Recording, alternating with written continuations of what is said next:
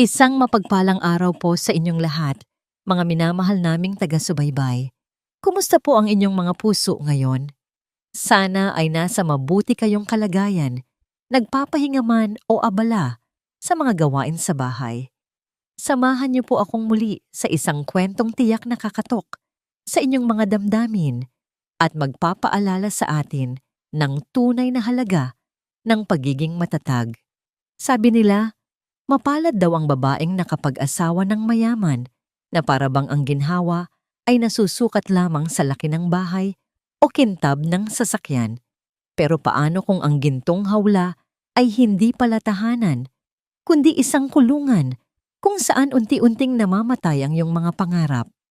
Paano kung ang pakpak na dating lumilipad sa himpapawid ay pinutol ng taong nangakong magmamahal sa iyo habang buhay? Basag. Nagkalat sa makintab na sahig na marmol ang pira-pirasong porselana ng alkansyang hugis baboy. Ang tunog ng pagkabasag nito ay umalingaw-ngaw sa buong kwarto, tila isang sigaw na bumasag din sa nakabibinging katahimikan ng malaking bahay. Kasabay ng pagkabasag nito ay ang pagkadurog ng puso ni Amihan. Nanginginig ang kanyang mga kamay habang isa-isang pinupulot ang mga barya sa sahig. 50 pesos. Piso, 20 piso. Hindi ito para sa luho, hindi ito para sa bagong damit. Ang bawat sentimo na kanyang iniipon mula sa sukli sa palengke ay para sa hininga ng kanyang anak. Nasa loob siya ng subdivision ng Gintong Hawla, isang lugar na tinitingala ng marami. Ang bahay nila ay tila palasyo sa ganda. Matataas ang kisame, imported ang mga gamit, at napapaligiran ng matitibay na pader. Pero para kay Amihan, isa lamang itong bilangguan. Dati, ang mga kamay niya ay humahawak ng manibela ng eroplano, nagmamaniobra sa gitna ng mga ulap. Ngayon, ang mga kamay ding iyon ay magaspang na sa kakadaba at kakakusot dahil tinanggalan siya ni Lakan ng mga kasambahay bilang parusa sa di umano'y pagiging waldas niya. Mama, hindi ako makahinga. Ang tinig na yon ay parang punyal na tumarak sa dibdib ni Amihan. Agad siyang lumingon sa kama kung saan nakahiga si Buboy, ang kanyang 6 na taong gulang na anak. Ang dibdib nito ay mabilis na umaangat baba. Tila hinahabol ang bawat kapiranggot na hangin. Namumutla na ang mga labi ni Buboy at ang bawat hininga ay may kasamang huni na parang humihikbi ang kanyang baga. Shh! Nandito na si Mama. Anak, nandito na ako. Nanginginig ang boses na bulong ni Amihan habang mabilis na inihahanda ang nebulizer. Pero nang buksan niya ang lalagyan ng gamot, nanlumo siya. Ubos na. Walang laman ang bote. Ang tanging pag-asa na lang ay ang mga baryang napulot niya sa sahig. Mabilis niyang binilang ang pera sa kanyang palad. 100, 150, 187. Kulang na kulang para sa gamot na kailangan ni Buboy ngayong gabi. Dali-daling kinuha ni Amihan ang kanyang lumang cellphone. Ang screen nito ay may basag na. Bakas ng minsanang paghahagis ni Lakan noong mainit ang ulo nito. Hinanap niya ang pangalan ng asawa. Ring. Ring. Ring. Walang sumasagot. Sagutin mo, Lakan. Parang awa mo na, dasal ni Amihan habang yakap ang nahihirapang anak sa isang kamay at hawak ang telepono sa kabila. Sa ikatlong tawag, biglang bumukas ang linya. Hello? Lakan? Sigaw ni Amihan, puno ng pag-asa. Lakan, si Buboy. Inaatake siya ng hika. Wala na kaming gamot. Kailangan ko ng pero hindi boses ni Lakan ang sumagot. Sa halip, ingay ng malakas na tugtugan ang sumalubong sa kanya. Kalansing ng mga baso, tawanan ng mga tao, at sa gitna ng ingay, isang boses ng babae ang malinaw na narinig niya. Babe, sino ba yan? Istorbo naman sa celebration natin. Malanding sabi ng babae, sabay hagikik. Wala yan. Wrong number lang. Dinig niyang sagot ng pamilyar na baritong boses ni Lakan. Malamig, walang pakialam, at biglang naputol ang tawag. Tuot, tuot, tuot. Nabitawan ni amihan ang telepono para siyang binuhusan ng malamig na tubig. Wrong number? Ang asawa niya at ina ng anak niya. Tinawag niyang wrong number, pero walang oras para umiyak. Rinig na rinig niya ang hirap sa paghinga ni Buboy. Kailangan niya ng pera. Ngayon din, tumakbo siya palabas ng kwarto ni Buboy patungo sa master bedroom. Ang kwartong matagal na niyang hindi tinutulugan dahil pinalayas siya doon ni Lakan. Alam niyang umuwi saglit si Lakan kaninang hapon para magbihis bago umalis ulit. Baka may naiwan itong barya. Baka may nalaglag sa bulsa. Binuksan niya ang walk-in closet. Ang amoy ng mamahaling pabango ni Lakan ay sumampal sa kanya. Nakasabit doon ang blazer na isinuot nito kanina bago magpalit ng suit. Kinalkal ni amihan ang mga bulsa ng parang baliw.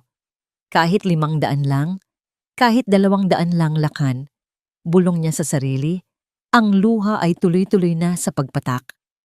Wala sa kaliwang bulsa, wala sa pantalon. Nang kapkapan niya ang inner pocket ng blazer, may naramdaman siyang papel. Mabilis niya itong hinugot. Umaasang pera ito. Pero hindi pera ang hawak niya. Isa itong resibo. Resibo mula sa isang sikat na jewelry store sa Makati. Nanlaki ang mga mata ni amihan habang binabasa ang nakasulat. Item: 18 karat white gold diamond ring. Eternal Love Collection. Price 1,500,000 piso. Paid in cash. Date: today. Napaupo si amihan sa sahig. Ang papel sa kamay niya ay nagkakahalaga ng 1,250,000 piso. Isang singsing para sa Eternal Love, pero hindi para sa kanya. Wala siyang natanggap na singsing. Sa kabilang kwarto, narinig niya ang ubo ni Buboy. Isang tuyo at masakit na ubo na naghahanap ng hangin. Hawak ni amihan ang ebidensya ng luho ng asawa niya na nagkakahalaga ng 1,000,000 habang siya ay nakalugmok sa sahig, umiiyak dahil wala siyang 500 piso para iligtas ang buhay ng kanilang anak. Ang gintong hawla ay lalong sumikip. At sa gabing iyon, habang hawak ang resibo ng pagtataksil, may kung anong namatay sa loob ni amihan. Pero mayroon ding nagising. Ang kalansing ng susi sa pinto ang bumasag sa mahabang gabi ng paghihintay ni amihan. Pasado 2:00 na ng madaling araw. Amoy alak at mamahaling pabango ang agad na sumakop sa sala nang bumukas ang pinto at pumasok si Lakan. Gumewang-giwang ito, halatang lango sa alak habang tinatanggal ang kanyang kurbata. Nakatayo si amihan sa paanan ng hagdan. Mugto ang mga mata, gulo ang buhok, at hawak pa rin ang nilukot na resibo. Lakan, tawag niya. Mahina, pero may diin. Tumingin sa kanya ang asawa, singkit ang mga mata, at ngumisi ng nakakaloko. O, gising pa ang reyna ng bahay? Hinihintay mo ba ako? O hinihintay mo na naman ang pera ko? Muntik nang mawalan ng hininga ang anak mo kanina. Nanginginig na sumbat ni amihan. Lumapit siya kay Lakan. Ipinakita ang resibo. Wala tayong pambili ng gamot, Lakan. 50 pesos lang ang iniwan mo. Pero ito? Bumili ka ng singsing na 1,250,000? Para kanino to? Hinablot ni Lakan ang papel at nilamukos ito bago itinapon sa mukha ni amihan. Wala kang pakialam kung saan ko ginagastos ang pera ko. Sigaw ni Lakan. Ang amoy ng alak ay bumubuga sa mukha ni amihan. Ako ang nagtatrabaho. Ako ang nagpapakahirap. Ikaw? Ano bang ambag mo? Ang magpahinga sa bahay na to at mag-alaga ng batang sakitin. Anak mo yon, Lakan. Anak natin. Sigaw ni amihan. Ang luha ay muling bumalong. Kailangan niya ng check-up bukas. Kailangan niya ng maintenance na gamot. Parang awa mo na. Kahit para na lang kay Buboy. Tumatawa ng mapakla si Lakan. Dumukot ito sa bulsa ng pantalon niya. Naglabas siya ng isang dakok na barya at ilang gusot na 20 pesos. Ibinato niya ito sa sahig, sa paanan ni amihan. Kling! Klang! Nagkalat ang pera sa makintab na tiles. Ayan! Sabi ni Lakan ng may panghahamak. Pulutin mo. Yan ang halaga mo ngayon. Isang palamunin na namamalimos. Tinalikuran siya nito at umakyat sa kwarto. Iniwan si amihan na nakaluhod sa sahig. Isa-isang pinupulot ang mga barya habang humahagulgol ng walang tunog para hindi magising ang anak. Kinabukasan, maagang nagising si amihan. Hindi sapat ang baryang ibinato ni Lakan. Kailangan niyang kumilos. Binuksan niya ang kanyang lumang jewelry box. Wala na doon ang kanyang mga alahas. Naibenta na niya ang mga ito noon pa para sa mga naunang gastusin sa bahay. Ang natira na lamang ay isang maliit na kahon na may velvet na lining. Dahan-dahan niyang binuksan ito. Sa loob ay nakahimlay ang isang gintong pin, isang pares ng pakpak, ang kanyang pilot wings. Ito ang simbolo ng kanyang dugo at pawis, ang alaala ng panahong siya pa si Captain Amihan Dalisay, ang babaeng tinitingala sa himpapawid. Patawad! Bulong niya sa hangin. Patawad, amihan. Isinara niya ang kahon at lumabas ng bahay. Sa Cebuana Pawn Shop sa bayan, mabigat ang loob na inilapag ni amihan ang kanyang wings sa estante. Tiningnan ito ng matandang lalaking appraiser, sinipat-sipat, at pagkatapos ay ibinagsak sa mesa na parang isang pirasong lata. 3,000 pesos! Walang ganang sabi ng matanda. Oh? Nanlaki ang mata ni amihan. Sir, 24 na karat gold plating po yan. At saka, may sentimental value po yan. Wings ko po yan nung piloto pa ako. Baka pwedeng taasan nyo naman kahit konti. Panggamot lang ng anak ko. Miss, hindi kami charity. Masungit na sagot ng lalaki. Gold plating lang naman. Hindi solid gold. 3,000. Take it or leave it. Ang daming nakapila Akmang kukunin na sana ni amihan ang pera dahil sa desperasyon ng biglang may isang kamay na pumatong sa counter. Isang lalaking nakasuot ng simpleng polo barong pero may matikas na tindig ang humarang. Teka lang, sabi ng lalaki. Ang boses niya ay malalim at kalmado. Kinuha niya ang wings at sinipat. Hindi lang ito basta gold plating. Ito ay official insignia ng Philippine Aviation Academy. Batch 2015. Rare item. At kung titingnan mo ang ukit sa likod, itinapat ng lalaki ang wings sa ilaw. Pangalan ito ng valedictorian ng batch na yon. Tumingin ang lalaki kay amihan, may gulat at pagkilala sa kanyang mga mata. Captain Dalisay? Natigilan si amihan.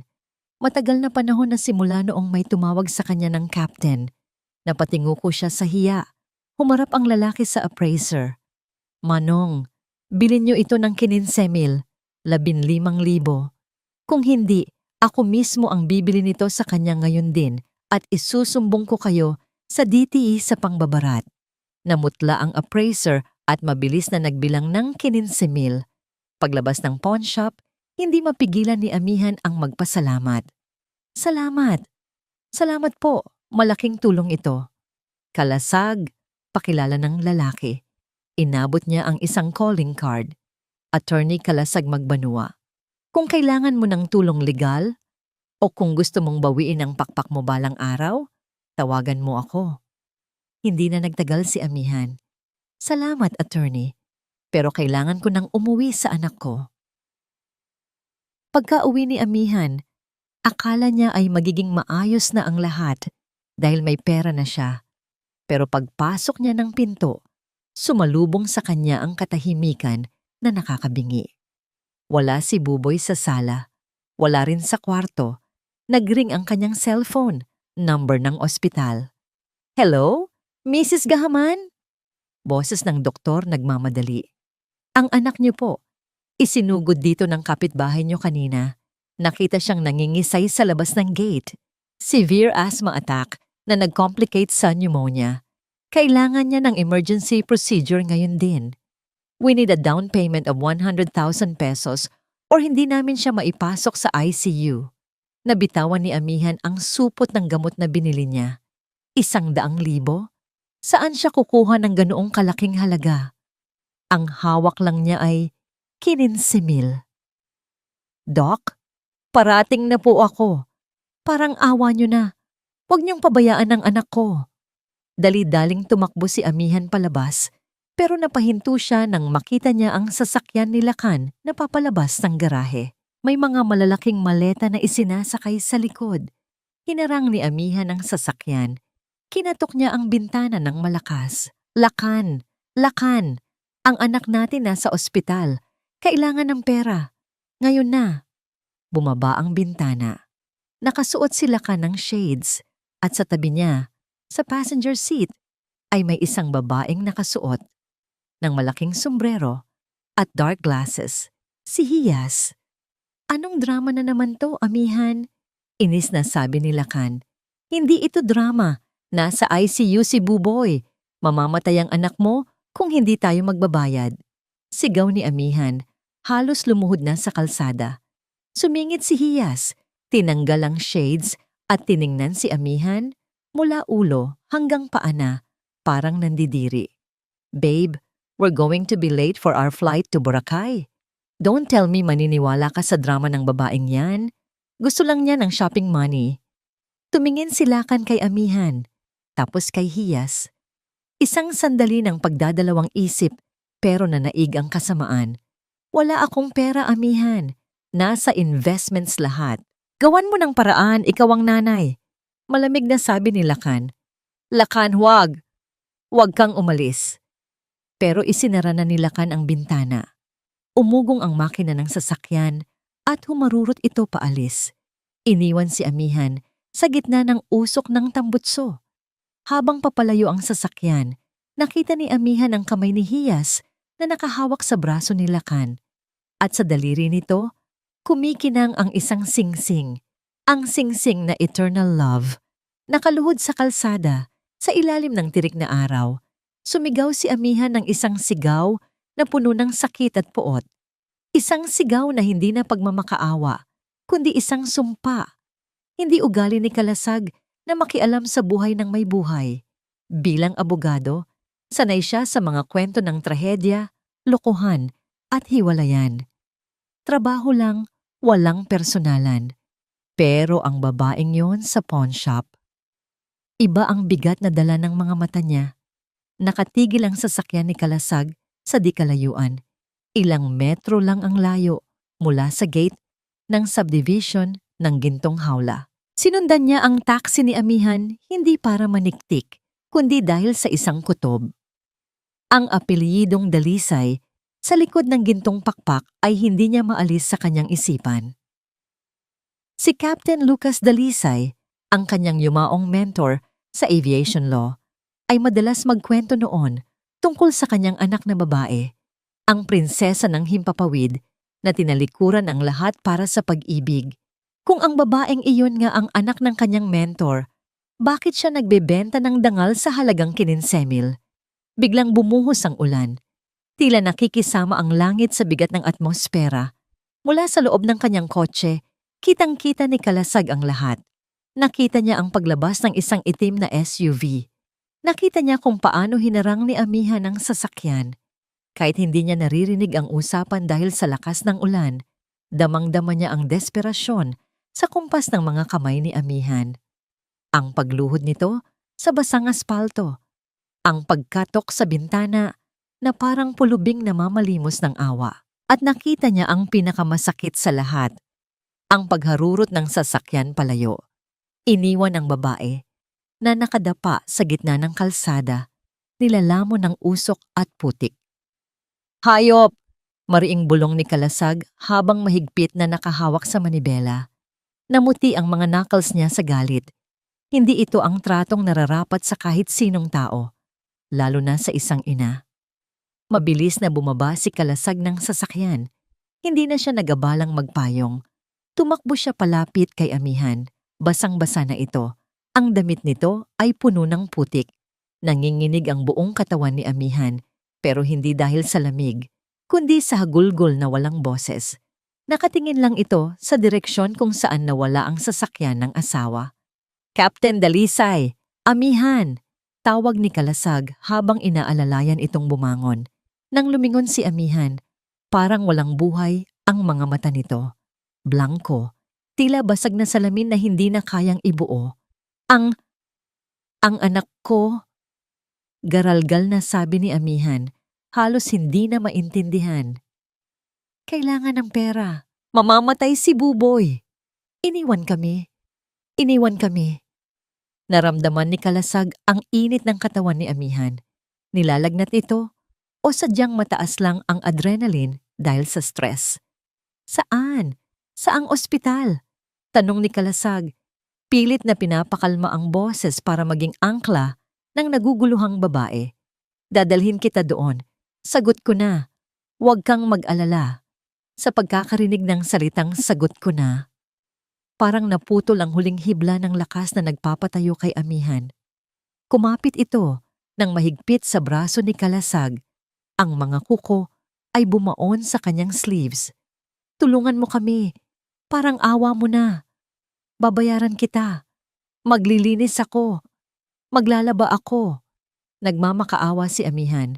Bumabalik sa instinct ng isang alipin sa sarili niyang pamamahay. Hindi, amihan. Hindi mo kailangang magmakaawa. Sagot ni Kalasag. Puno ng habag ang dibdib. Anak ka ni Captain Lucas. Hindi ka ipinanganak para yumuko. Akmang isasakay na niya ito sa kanyang kotse nang biglang manlabot ang mga tuhod ni amihan. Tuluyan itong bumagsak, pero nasalo siya agad ni Kalasag. Amihan, nawalan ng malay ang babae sa kanyang mga bisig. Ang ulan ay patuloy sa pagbuhos. Hinuhugasan ng putik sa mukha ni amihan, pero hindi ang sakit na nakaukit doon. Habang buhat-buhat niya ito, napansin ni Kalasag ang kamay ni amihan na nakakuyom ng mahigpit. Pilit niyang ibinuka ang mga daliri nito. Sa loob ng palad ni amihan, hindi pera ang hawak niya. Isa itong papel na basang-basa na, pero nababasa pa rin ang nakasulat sa pulang tinta. Final notice, hospital bill, at sa likod nito may nakasulat na cellphone number at pangalan. Hiyas marikit. Napatingin si Kalasag sa mukha ng babaeng nasa bisig niya. Dito, sa gitna ng bagyo at kalsada, naramdaman niya ang isang bagong misyon. Hindi na ito trabaho lang. Ito ay digmaan. Isinakay niya si amihan sa backseat at mabilis na pinaandar ang sasakyan. Kumapit ka, amihan! Bulong ni Kalasag habang pinapaharurot ang sasakyan patungo sa ospital. Hindi pa tapos ang laban.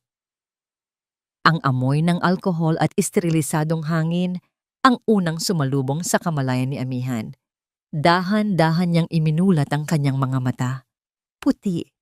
Lahat ay puti. Ang kisame, ang kumot, ang dingding. Wala na ang tunog ng ulan, napalitan ito ng regular na bip-bip-bip ng isang makina. Biglang bumalik sa kanya ang lahat. Si Buboy, ang ospital, si Lakan, ang ulan. Napabalikwas siya ng bangon. Buboy! Huminahon ka, Captain. Ligtas na ang anak mo.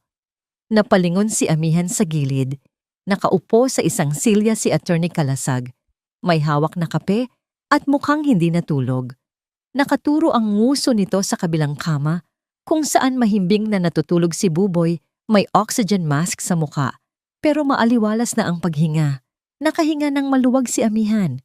Ang bigat sa dibdib niya ay nabawasan, pero agad itong napalitan ng hiya. Attorney? Mahina niyang sambit. Ikaw ba? Ikaw ba ang nagbayad? Tumangulang si Kalasag. Down payment pa lang yon. Pero huwag mo munang isipin. Ang mahalaga, stable na siya. Yumuko si amihan, pinaglalaruan ang laylayan ng kumot. Babayaran kita. Hindi ko alam kung paano, pero babayaran kita. Kahit maging katulong mo ako habang buhay. Tumayo si Kalasag at lumapit, pero hindi para maningil.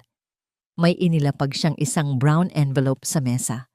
Ang mukha niya ay seryoso, parang isang huwes na babasahan ng sentensya ang nasasakdal. Hindi ko kailangan ng katulong, amihan. Seryosong sabi ni Kalasag. Kailangan ko ng kliyente na handang lumaban. Dahil kung hindi ka lalaban, mawawalan ka ng matitirhan sa loob ng isang buwan. Kumunot ang noo ni amihan. Anong ibig mong sabihin? May bahay kami. Ang lupaing iyon ay mana ko sa mga magulang ko. Binuksan ni Kalasag ang envelope. Inilabas niya ang ilang dokumento na may tatak ng bangko at Registry of Deeds. Tingnan mo, utos ni Kalasag. Kinuha ni Amihan ang mga papel. Nanlamig ang kanyang mga kamay habang binabasa ang mga ito. Notice of foreclosure, mortgage agreement. Nakapangalan kay Lakan ang loan, pero ang collateral ay ang lupa at bahay na pamana ng mga magulang ni Amihan. At ang petsa ng sangla, 3 taon na ang nakakaraan. Peke ang pirma ko dito. Bulong ni Amihan, nanginginig ang boses. Hindi ako pumirma dito. Alam ko, sagot ni Kalasag. Pero sa mata ng batas, legal yan hanggat hindi natin pinapawalang bisa. Nilustay nila ka ng mana mo, Amihan. Wala kang babalikang bahay.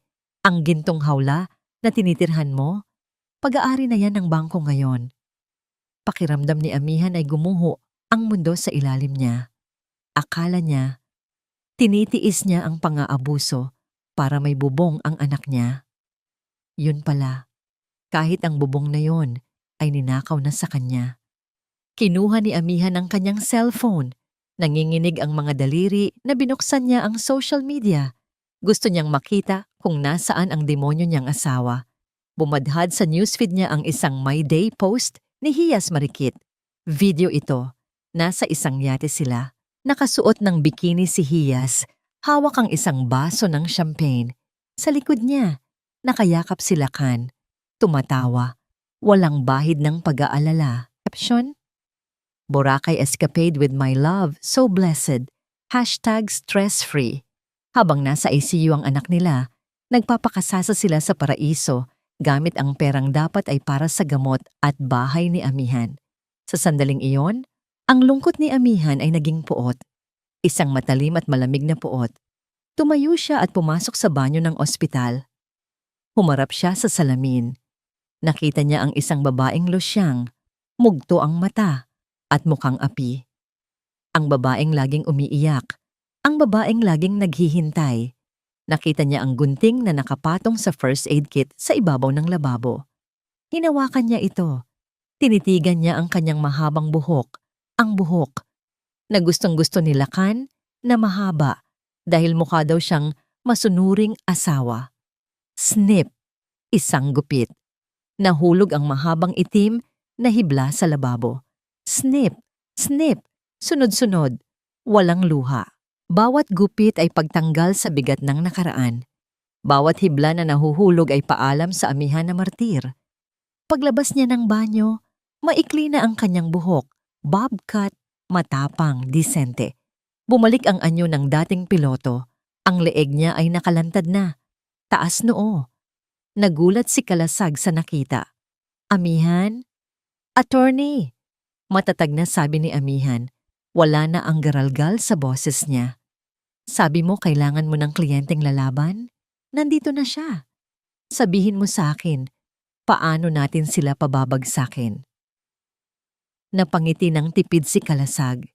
Ito ang hinihintay niya. May isa pa akong nahanap. At sa tingin ko, ito ang magiging mitya ng pagsabog nila. Inilabas ni Kalasag ang huling papel. Isa itong bank transfer record na nakuha niya sa pamamagitan ng court order mula sa ibang kaso na nagkataong konektado sa mga accounts ni Lakan. Tingnan mo ang transaksyon na ito kahapon. Turo ni Kalasag. Binasa ni Amihan ang nakasulat. Source account. Buboy Dalisay Gahaman Educational Trust Fund. Amount transferred, 5 milyong piso. Recipient account. HM Boutique and Trading Solutions. Nanlaki ang mga mata ni Amihan. Ang educational plan. Ang perang inipon ng mga magulang niya para sa kinabukasan ng apo nila bago sila mamatay. Sino ang HM Boutique? Tanong ni Amihan. Bagaman may kutob na siya, tumingin si Kalasag ng diretso sa mga mata niya. HM? Madiing sagot ni Kalasag. Hiyas Marikit. Doon na tuluyang nagdilim ang paningin ni Amihan. Hindi lang pagtataksil ang ginawa ni Lakan. Ninakaw nito ang kinabukasan ng anak niya para ibigay sa negosyo ng kabit niya. Kinuyom ni Amihan ang kamao. Ang sakit ay naging gasolina. Simulan na natin ang digmaan, attorney. Bulong ni amihan, ang boses ay kasing lamig ng bakal. Kukunin ko ang lahat sa kanila. Lahat-lahat. Tahimik ang gabi sa loob ng subdivision ng Gintong Hawla. Salamat sa tulong ng isang gwardiya na dating natulungan ni Kalasag sa kaso nito, nakapasok sila sa mismong bahay ni amihan nang walang nakakapansin. Wala si Lakan at Hiyas, nasa Boracay pa ang mga ito, nagpapakasasa sa nakaw na yaman. Ito ang pagkakataon nila. Dito, turo ni amihan sa isang pinto sa dulo ng hallway sa second floor. Ang man cave niya, bawal akong pumasok dyan. Sabi niya, workspace niya yan at ayaw niya ng istorbo. Pero alam ko, dyan niya tinatago ang lahat. Sinubukan ni amihan buksan ang pinto, pero nakalock ito. Tabi! Utos ni Kalasag. Naglabas siya ng isang set ng lockpicking tools. Matagal ko nang hindi ginagawa to pero sana hindi pa ako kinakalawang. Sa loob ng ilang segundo, click! Bumukas ang pinto. Bumungad sa kanila ang amoy ng sigarilyo at mamahaling alak. Ang kwarto ay puno ng mga painting at estante ng libro. Pero ang agaw pansin ay ang malaking portrait ni Lakan sa dingding, nakatayo ng may pagmamalaki. Hanapin natin ang mga bank documents, titles, kahit ano. Bulong ni Kalasag habang nagsusuot ng gloves. Kailangan natin ng hard evidence para sa kasong estafa at plunder. Habang naghahalongkat si Kalasag sa filing cabinet, dumako ang tingin ni amihan sa table ni Lakan. May isang digital frame doon na nagpapalit-palit ng picture. Hindi pamilya ang nasa litrato. Puro si Hiyas. Si Hiyas sa Paris. Si Hiyas sa Dubai. Si Hiyas na suot ang mga alahas na dapat ay kay amihan. Napansin ni amihan ang isang maliit na vault sa ilalim ng mesa. Attorney? Tawag ni amihan. May vault dito. Alam mo ba ang code? Tanong ni Kalasag habang lumalapit. Nag-isip si amihan. Sinubukan niya ang birthday ni Buboy. Error. Sinubukan niya ang anniversary nila ni Lakan. Error. Napatingin siya sa digital frame. Ang date sa litrato kung saan magkayakap si Lakan at Hiyas sa Paris. 0214. Valentine's Day. Beep. Click. Bumukas ang vault. Parang sinaksak ang puso ni amihan. Ang password ng asawa niya ay ang araw ng mga puso, pero nakalaan ito para sa ibang babae. Sa loob ng vault, walang pera. Puro papeles. Inilabas nila ito isa-isa. Una nilang nakita ang isang set ng flight tickets. Manila to Zurich, Switzerland. One way. Departure, 3 days from now. Kasama nito ang mga papeles para sa isang offshore bank account sa Switzerland. Aalis na sila. Nanlaki ang mata ni Kalasag. Hindi lang sila nagbabakasyon sa Boracay. Lilipad sila paalis ng bansa. Dala ang lahat ng pera mo, amihan. Wala silang balak bumalik. Napahawak si amihan sa mesa. Iiwan nila kami. Iiwan nila kaming walang-wala? Mas malala pa dyan. Sabi ni Kalasag habang binabasa ang isa pang dokumento. Isang nullity of marriage petition. Ayon sa papel na to, matagal ka na raw hiwalay sa kanya at pumayag ka sa hatian ng ari-arian, kung saan 70% ay sa kanya mapupunta. May pirma mo to, amihan. Peke yan. Hayop siya. Sigaw ni amihan. Akmang pupunitin ang papel, pero pinigilan siya ni Kalasag. Ebidensya yan. Huwag mong sirain. Pero may isa pang envelope sa pinakailalim ng vault. Ito ay luma na. Medyo naninilaw ang papel. May tatak ito ng Philippine National Police. Traffic Investigation Division. Kinuha ito ni amihan. Bakit may police report dito? Wala namang kaso si Lakan. Binuksan niya ito. Habang binabasa niya ang detalye, unti-unting namutla ang kanyang mukha. Nagsimulang manginig ang kanyang buong katawan. Mas matindi kaysa noong nasa ospital siya. Amihan? Anong meron? Nag-aalalang tanong ni Kalasag. Hindi makapagsalita si amihan. Iniabot niya ang papel kay Kalasag. Binasa ni Kalasag ang report. Incident. vehicular homicide, hit and run. Victims, spouses, Lucas and Maria Dalisay. Ang mga magulang ni Amihan. Date, 3 years ago. Suspect vehicle, red sports car, plate number X-888. Original driver, identified. Sa ilalim ng report, may nakastaple na isang affidavit of desistance, pag-atras ng kaso mula sa isang saksi na binayaran, at isang memo na nag-uutos na ibasura ang kaso dahil sa kakulangan ng ebidensya. Ang pirma ng nag-ayos ng areglo, Lakan Gahaman. Bumagsak si Amihan sa sahig. Ang luhang tumulo sa mga mata niya ay hindi na luha ng sakit, kundi luha ng purong horror. 3 taon. Bulong ni Amihan. Ang boses ay parang galing sa hukay. 3 taon akong katabi sa pagtulog ng lalaking nagprotekta sa pumatay sa mga magulang ko. Naalala niya ang araw na namatay ang parents niya. Sabi ng pulis, unidentified driver daw. Silakan pa ang nag-asikaso ng burol, silakan pa ang umiyak sa libingan, silakan pa ang nagsabing, "Huwag kang mag-alala, Amihan, ako na ang bahala sa'yo." Yun pala. Kaya siya pinakasalan ni Lakan ay para patahimikin siya, para kontrolin ang heredera ng mga biktimang pinatay ng kabit niya. Ginamit ni Lakan ang pera ng mga magulang ni Amihan para linisin ang dumi ni Hiyas. Demonyo sila! Sigaw ni Amihan. Mega demonyo sila! Niyakap siya ni Kalasag ng mahigpit para pigilan ang pagwawala nito. Amihan, makinig ka. Masakit. Oo, sobrang sakit. Pero hawak na natin ang alas. Hindi lang estapa ang kaso nila. Obstruction of justice, accessory to homicide, mabubulok sila sa kulungan. Sa gitna ng pag-iyak ni Amihan, biglang umilaw ang isang iPad na nakapatong sa mesa ni Lakan. May notification na dumating. Isang makulay na digital invitation. You are cordially invited to the Gaham Group of Companies. Grand Gala Night, celebrating success and new beginnings. Tomorrow night, 7 p.m. at the Grand Ballroom, Shangri-La. Special announcement, the engagement of Mr. Lakan Gahaman and Miss Hayas Marikit. Natigil sa pag-iyak si Amihan. Pinunasan niya ang kanyang luha. Tumayo siya, dahan-dahan, pero puno ng nakakatakot na kalmadong galit. Tiningnan niya ang invitation sa screen. Tiningnan niya ang pangalan ni Hiyas at Lakan. Engagement party? Sabi ni Amihan, at isang mapanganib na ngiti ang sumilay sa kanyang mga labi. Gusto nila ng celebration? Bibigyan ko sila ng palabas na hinding-hindi nila makakalimutan. Lumingon siya kay Kalasag. Ang mata ni Amihan ay wala ng takot.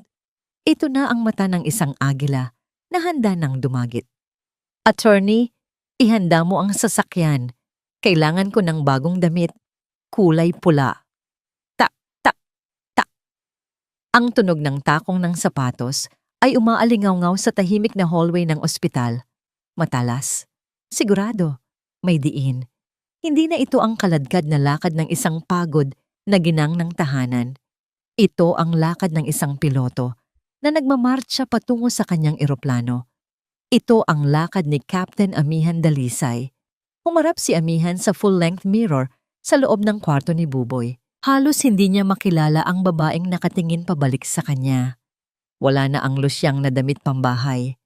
Suot niya ang isang scarlet red na evening gown na yakap ang kanyang katawan. Isang kulay na sumisimbolo hindi sa pag-ibig, kundi sa digmaan. Ang maikli niyang buhok ay inayos ng sleek at elegante na nagpapatingkad sa kanyang matangos na ilong at matapang na panga. Ang kanyang mga labi ay pinahiran ng pulang lipstick na kasing kulay ng dugo. Handa na ang lahat, Amihan. Boses ni Attorney Kalasag mula sa pintuan. Nakasuot na rin ito ng formal na barong, pero sa ilalim ng kanyang braso ay ang isang makapal na folder ng mga ebidensya.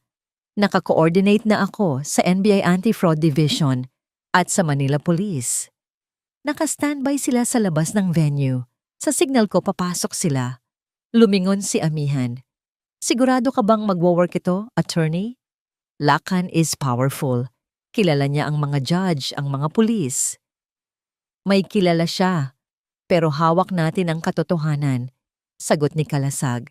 Lumapit ito at iniabot ang isang maliit na bagay, isang hidden microphone na mukhang eleganteng brooch. Isuot mo ito.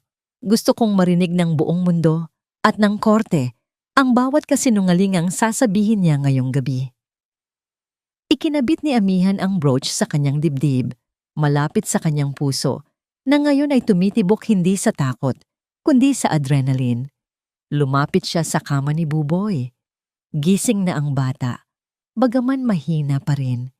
Nakatingin ito sa kanya ng may pagkamangha. Mama, bulong ni Buboy. Ang ganda mo po. Para kang superhero. Napangiti si Amihan, isang nangiting may halong pait at pagmamahal. Hinaplos niya ang pisngi ng anak. Superhero ako ngayon, anak, kasi may kailangan akong iligtas. Saan ka pupunta, Mama? Kasama ba si Papa? Tanong ng bata. Natigilan si Amihan. Humugot siya ng malalim na hininga. Tapos na ang panahon ng pagtatakip. Aalis si Mama para bawiin ang langit na kinuha nila sa atin. Malambing pero seryosong sagot ni Amihan. Huwag kang mag-alala, Buboy. Pagbalik ko, hindi na tayo iiyak. Pangako yan. Hinalikan niya sa noo ang anak. Magpapakatapang ka dito ha. Babantayan ka ni Nurse Joy. Tumango si Buboy. Opo, Captain Mama? Tumayo si Amihan at tumalikod. Sa bawat hakbang papalayo sa kama ng anak, lalong tumitibay ang kanyang loob. Para ito kay Buboy, para sa mga magulang niya, para sa sarili niya. Paglabas nila ng ospital, sumakay sila sa itim na sedang dala ni Kalasag. Tahimik ang biyahe patungo sa Shangri-La Hotel. Pinagmamasdan ni Amihan ang mga ilaw ng Maynila sa labas ng bintana. Dati, tinitingnan niya ang mga ilaw na ito mula sa cockpit ng eroplano, libu-libong talampakan ang taas. Ngayon, nasa lupa siya. Pero pakiramdam niya ay handa na siyang lumipad muli. Hindi gamit ang pakpak ng eroplano, kundi gamit ang pakpak ng hustisya. Nandito na tayo. Basag ni Kalasag sa katahimikan. Bumungad sa kanila ang grand entrance ng hotel. Puno ng mamahaling sasakyan. Nagkikislapan ng mga flash ng kamera ng media. Red carpet event. Ito ang gabi ni Lakan. Ito ang gabi ng kanyang tagumpay. At ito ang gabi ng kanyang pagbagsak. Tandaan mo, Amihan. Paalala ni Kalasag bago sila bumaba. Huwag kang magpapadala sa emosyon. Hayaan mong sila ang magkamali. Hayaan mong sila ang magpakita ng tunay nilang kulay. Tumango si Amihan. Huwag kang mag-alala, attorney. Tapos na akong umiyak. Bumaba si Amihan ng sasakyan. Agad na napalingon ang ilang tao sa paligid. Ang aura niya ay agaw pansin. Isang misteryosong babae sa pula na naglalakad ng may awtoridad. Pero pagdating nila sa entrance ng Grand Ballroom, hinarang sila ng dalawang malalaking bodyguard. Invitation po, ma'am, sir. Sabi ng guard, nakaharang ang braso. Wala kaming invitation. Diretsong sagot ni Amihan, nakataas ang noo. Nagkatinginan ang mga guard at ngumisi ng mapang-uyam. Pasensya na po, ma'am. Private event po ito ng Gahaman Group. Exclusive for VIPs only. Bawal po ang gate crasher, kahit nakagown pa kayo. Akmang hahawakan ng guard ang braso ni Amihan para paalisin ito, pero mabilis na humarang si Kalasag. Huwag na huwag mong didikit ang kamay mo sa kanya, babala ni Kalasag sa mababang boses. Umalis na kayo bago pa kami tumawag ng pulis, banta ng guard. Dahan-dahang binuksan ni Amihan ang kanyang clutch bag. Hindi siya natinag, hindi siya kumurap. Inilabas niya ang isang itim na card. Hindi ito invitation, isa itong platinum shareholder card na nakapangalan sa kanyang ama, si Lucas Dalisay, ang orihinal, na may-ari ng kumpanyang ninakaw at pinalitan lang ng pangalan ni Lakan. Itinaas niya ito sa mukha ng guard. Ako si Amihan Dalisay Gahaman, malamig niyang sabi, sapat para marinig ng mga nasa lobby. Ako ang may-ari ng kalahati ng kumpanyang nagbabayad sa sweldo mo. Ngayon, bubuksan mo ang pinto. O kasama ka sa mga mawawalan ng trabaho bukas. Namutla ang guard. Nakita niya ang pangalan sa card. Nakita niya ang apelyidong Gahaman. Nangangatog ang kamay na ibinaba ng guard ang velvet rope. Sorry po, ma'am. Tuloy po kayo. Bumukas ang malalaking pinto ng ballroom. Mula sa loob, sumabog ang liwanag ng chandeliers at tunog ng orkestra. Huminga ng malalim si Amihan. Ang agila ay nakapasok na sa pugad ng mga ahas. Hawak ni Lakan ang kopita ng champagne na parang isang setro ng hari. Mula sa kinatatayuan niya sa ibabaw ng entablado, kitang-kita niya ang dagat ng mga kilalang tao, mga business partners, politiko, at mga sikat na personalidad na lahat ay nakatingin sa kanya ng may paghanga. Ang grand ballroom ng Shangri-La ay pinalamutian ng mga kristal at ginto na sumasalamin sa tagumpay na inaakala niyang kanya. Sa tabi niya ay nakatayo si Hiyas, kumikinang sa suot nitong silver gown na tadtad ng Swarovski crystals. Kapit tuko ito sa braso niya. Ang nangiti ay wagas, habang pasimple niyang hinihimas ang singsing na eternal love sa daliri nito. Perfect! Bulong ni Lakan sa sarili. This is perfect. Wala na ang ingay ng pambubulabog ni Amihan. Wala na ang ubo ng sakitin niyang anak. Ang nasa isip na lang niya ay ang flight nila bukas papuntang Zurich. Ang 5 milyong pisong ninakaw niya sa educational fund ni Buboy ay nasa offshore account na. Malinis, walang bakas. Tinaas ni Lakan ang kanyang baso para kunin ang atensyon ng lahat. Tumahimik ang orkestra. Good evening, ladies and gentlemen, panimula ni Lakan gamit ang kanyang pinaka-charming na boses. Tonight is not just a celebration of Gaham Group's success, it is a celebration of freedom. Freedom to choose happiness, freedom to choose love. Nagpalakpakan ang mga tao. Napangiti si Hiyas at sumandal sa balikat niya. Alam nyo, patuloy ni Lakan, maraming nagsasabi na mahirap maging successful habang pinapanatili ang peace of mind.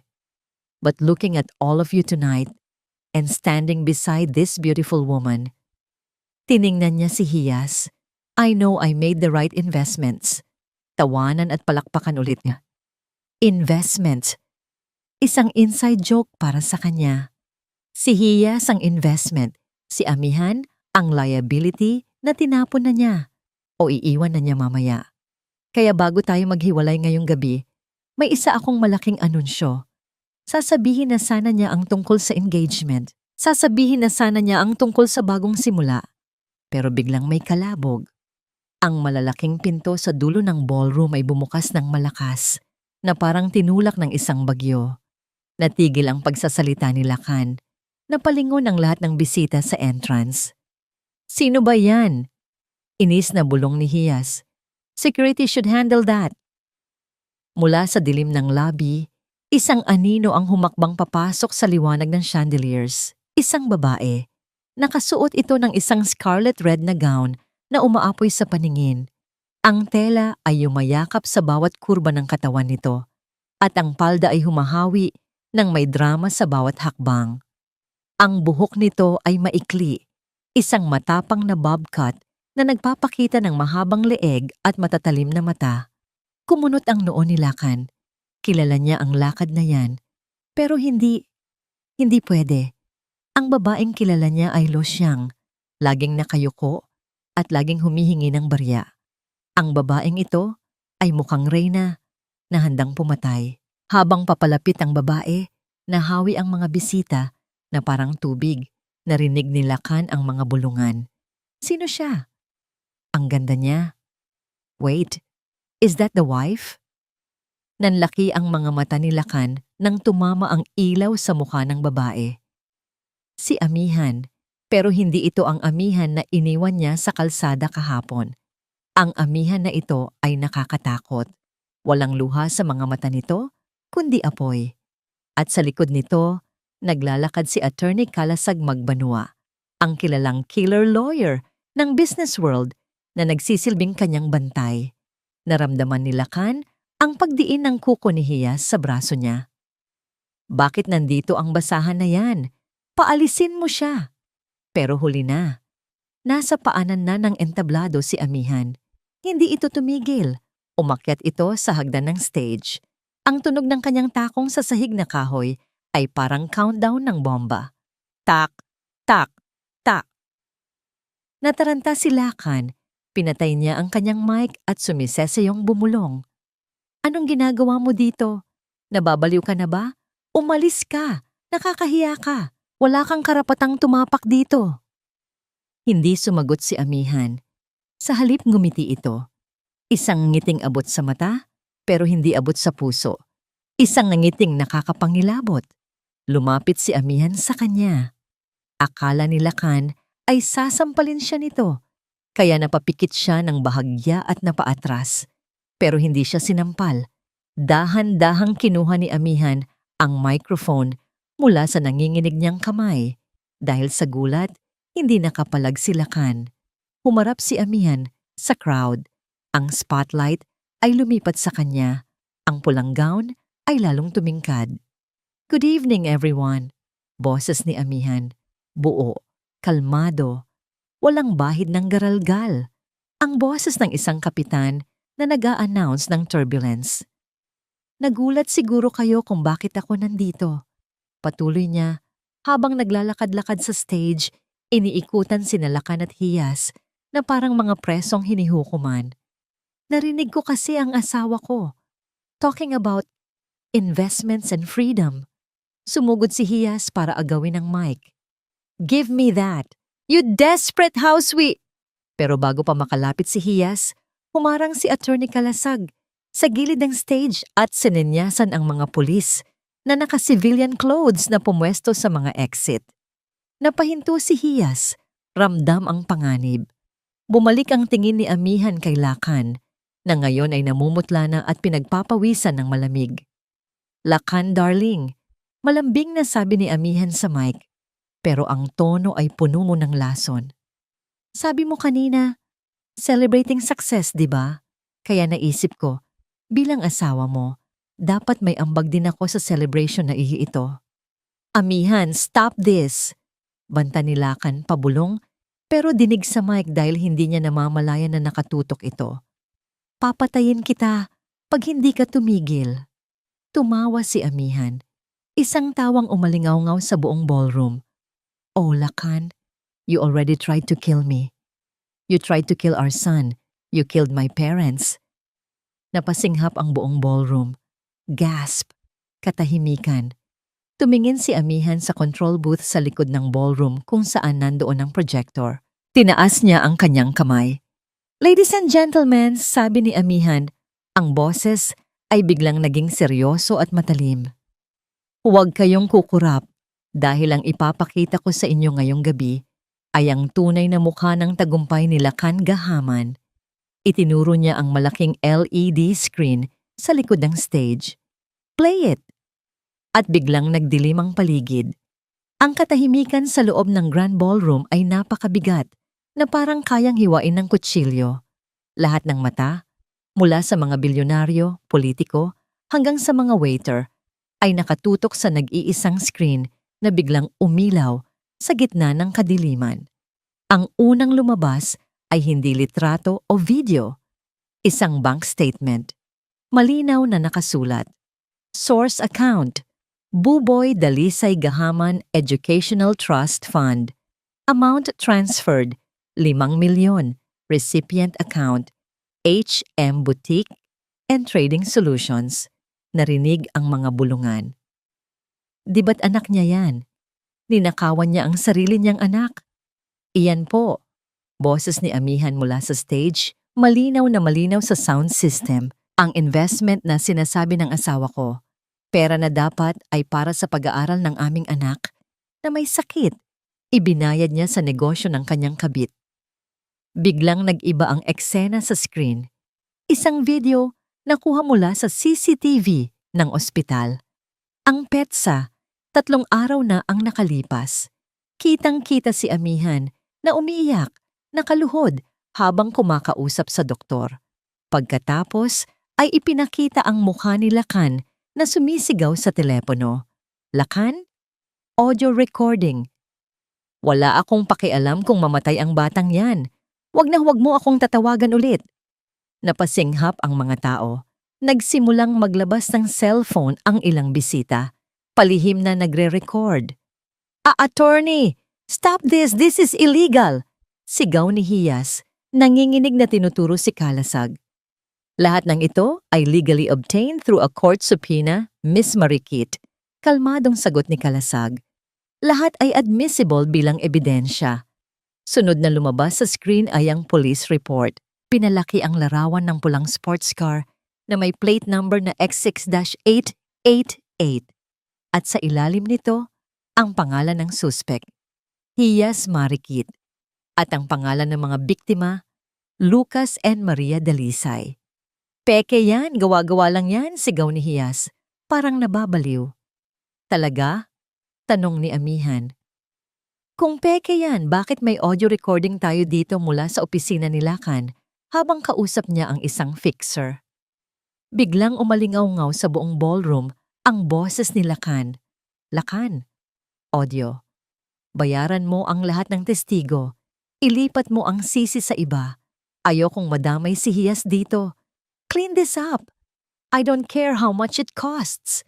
Gamitin mo ang pera ng mga Dalisay. Dito na nagsimulang mag-walkout ang ilang business partners ni Lacan. Ang kanilang mukha ay puno ng pandidiri. Manloloko. Sigaw ng isang matandang investor. You used our money to cover up a murder. Lacan, darling, do something. Umiiyak na sigaw ni Hiyas. Niyuyugyog ang braso ni Lacan na ngayon ay parang estatwang natutulala sa gulat at takot. Ngunit ang huling palabas sa screen ang tuluyang sumira sa kanila.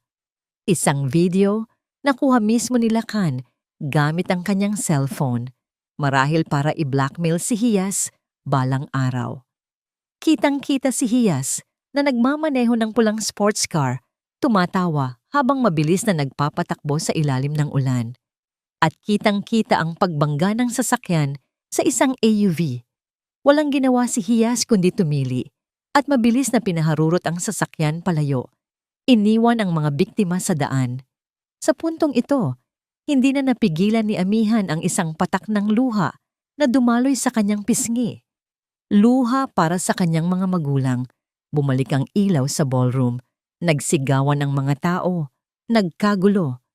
Security! Security! Patayin niyo yan! Sigaw ni Lacan.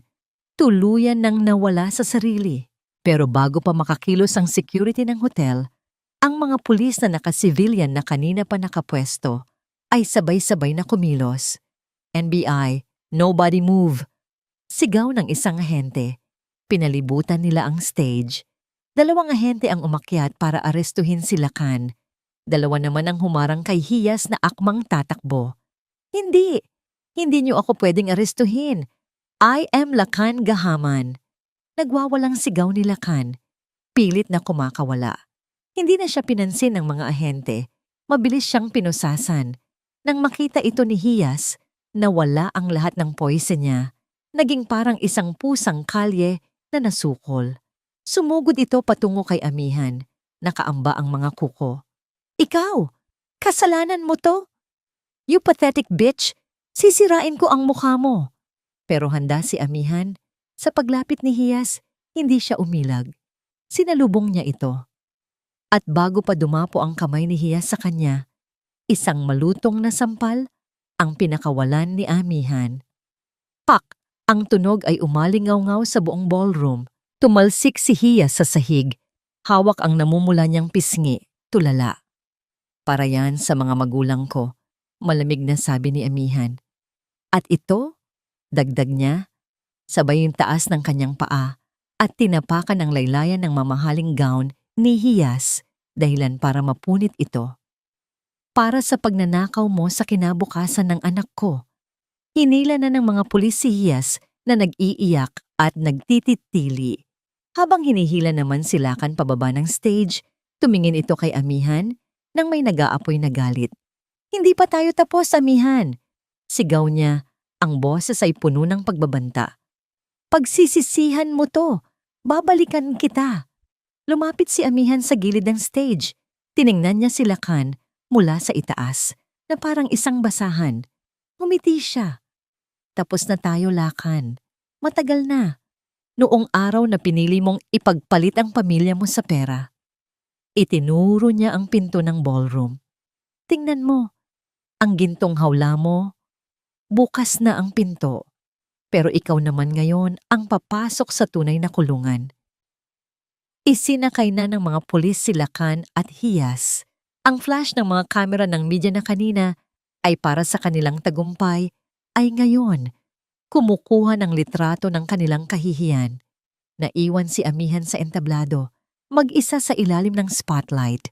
Tumahimik ang lahat, nakatingin sa kanya. Tinaas niya ang microphone sa huling pagkakataon. Ako po si Captain Amihan Dalisay. Sabi niya, ang boses ay buo at malakas. At ngayong gabi, binabawi ko na ang aking pakpak. Lumipas ang ilang buwan. Ang iskandalo sa Gaham Group Grand Gala Night ay naging headline sa lahat ng dyaryo at news channel.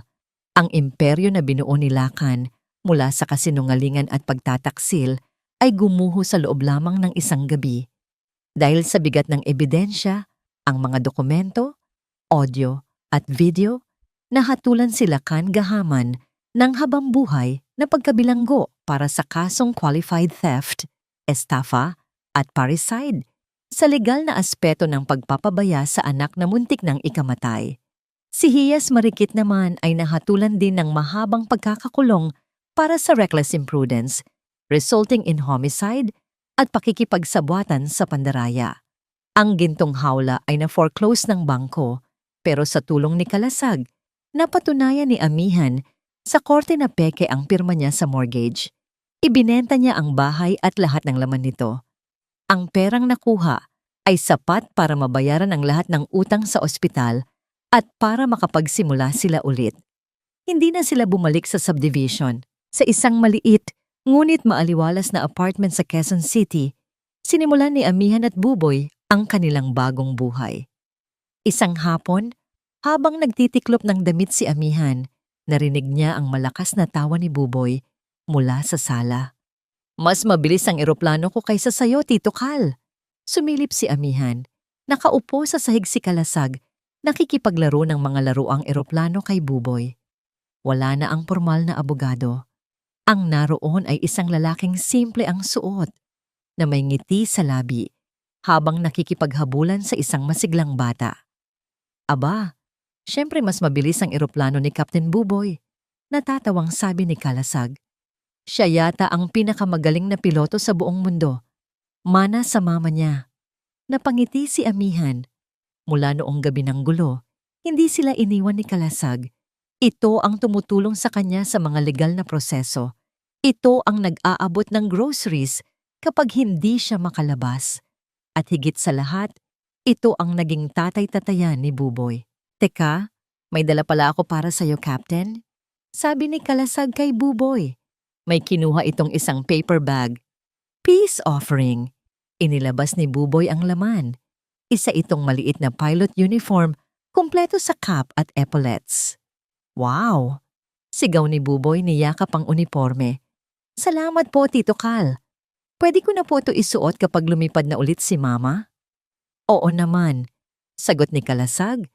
Pero ang tingin niya ay napunta kay Amihan na nakasandal sa hamba ng pinto.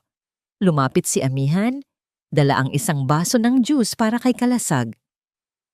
Salamat dito, Kal, sabi ni Amihan. Hindi mo kailangang gawin to. Gusto ko. Simpleng sagot ni Kalasag. Nakikita mo ba yung batang yan? Ang saya-saya niya. Ang gaan-gaan ng tawa niya. Dati, laging may anino ng takot sa mga mata niya.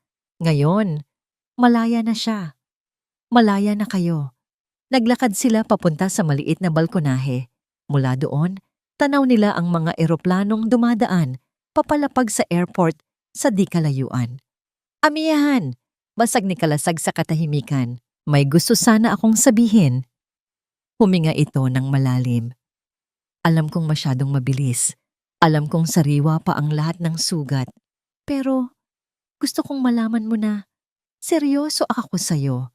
Hindi bilang kliyente, kundi bilang si Amihan. Natigilan si Amihan. Tumingin siya kay Kalasag. Nakita niya sa mga mata nito ang sinseridad, ang respeto, at ang pagtingin na matagal na niyang hindi naramdaman mula sa isang lalaki. Napabuntong hininga si Amihan at ngumiti ng malungkot. Kal, panimula niya. Ikaw ang naging kalasag ko noong panahong wala akong panangga. Utang ko sa iyo ang buhay ng anak ko, ang kalayaan ko. At habang buhay ko, yung tatanawin na utang na loob. Hinawakan niya ang kamay ni Kalasag. Pero sa ngayon, hindi pa pwede. Hindi pa ako buo. Bago ako magmahal ng iba, kailangan ko munang matutunang mahalin ulit ang sarili ko. Kailangan kong hanapin ulit si Amihan, si Captain Amihan. Naintindihan ni Kalasag, walang pilitan, walang pagkadismaya. Isang tango lang na puno ng paggalang. Maghihintay ako, sabi niya. Kahit gaano katagal, maghihintay ako sa paglipad mo. Isang linggo pagkatapos ng usapang yon, nag-ayos si Amihan.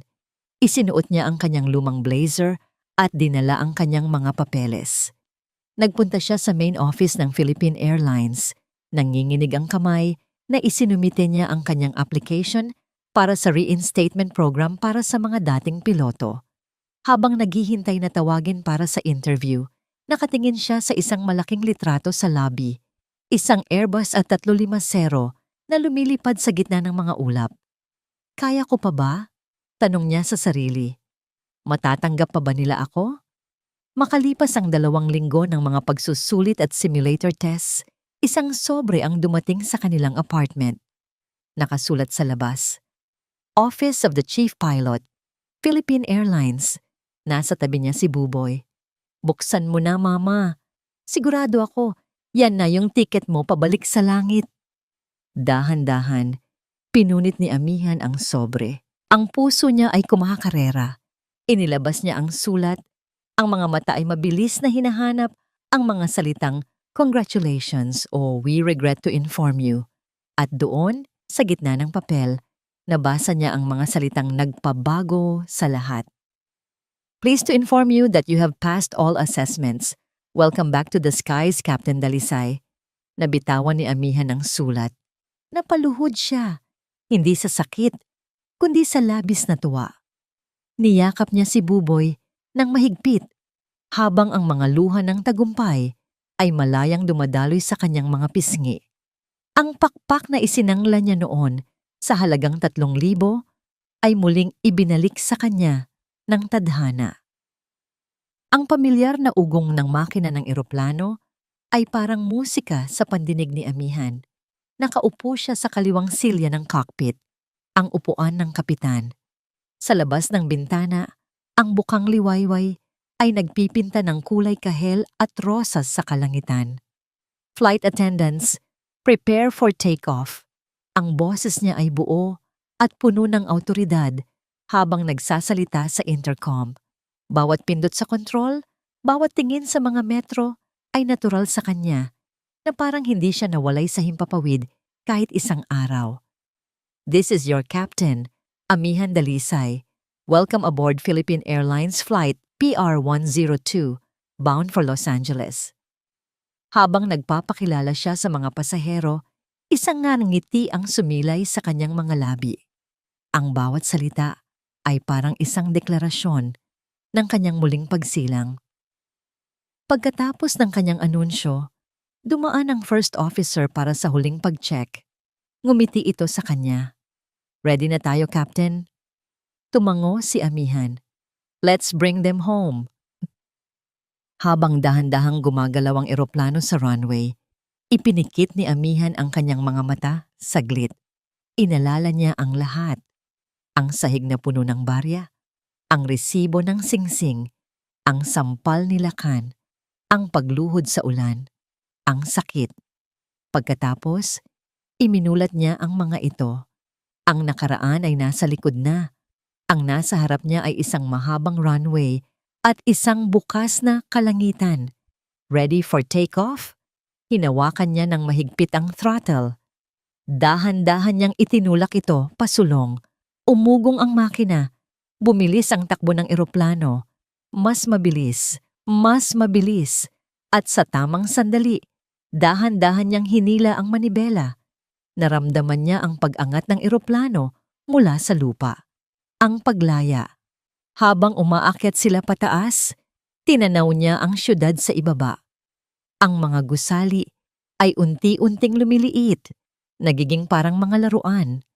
Ang mga problema, ang mga sakit, lahat ay tila naiiwan sa lupa. Dito sa itaas, sa gitna ng mga ulap, may kapayapaan, may kalayaan. Ito ang kanyang tahanan, ito ang kanyang kaharian. Makalipas ang ilang oras, nang stable na ang lipad, lumabas saglit si Amihan sa cockpit para personal na kumustahin ang mga pasahero. Isang bagay na gusto niyang gawin para maging mas malapit sa mga taong ipinagkatiwala sa kanya ang kanilang buhay. Habang naglalakad siya sa aisle ng business class, isang pamilyar na boses ang tumawag sa kanya. "Excuse me, Captain?" Napalingon si Amihan at doon, nakaupo sa tabi ng bintana, ay si Attorney Kalasag Magbanua. Nakangiti ito sa kanya, isang ngiting puno ng paghanga at paghihintay. "Attorney?" Gulat na sabi ni Amihan. "Anong ginagawa mo dito?" "May business meeting ako sa LA." Sagot ni Kalasag. "Pero ang totoo, nang malaman ko na ito ang first international flight mo pabalik." Hindi ko pwedeng palampasin. May kinuha si Kalasag mula sa kanyang briefcase. Hindi ito papeles. Isa itong maliit na kahon na may velvet na lining. Ang parehong kahon na dinala ni Amihan sa pawnshop noon.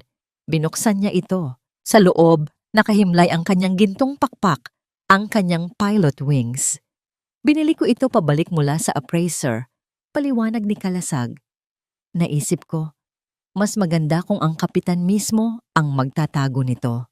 Nangingilid ang luha sa mga mata ni Amihan habang kinukuha ang kanyang wings. Ito ang simbolo ng lahat ng kanyang pinagdaanan.